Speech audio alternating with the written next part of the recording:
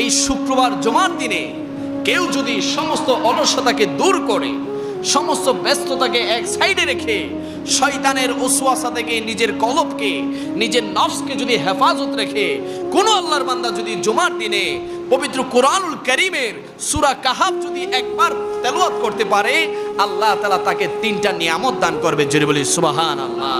1 নম্বর নিয়ামত, 1 নম্বর ফজিলত হচ্ছে, সে যখন সূরা কাহাফ তেলাওয়াত শুরু করবে, ওই তেলাওয়াত শুরু করার সাথে সাথে জমিন থেকে আসমান পর্যন্ত যে মাঝখানে খালি জায়গা আছে, সমস্ত খালি জায়গাগুলা আল্লাহ তাআলা তার জন্য নূর দিয়ে ভরপুর করে দিবে। জোরে বলি সুবহান। সূরা কাহাফ এই জুমার দিনে যদি একবার তেলাওয়াত করতে পারে।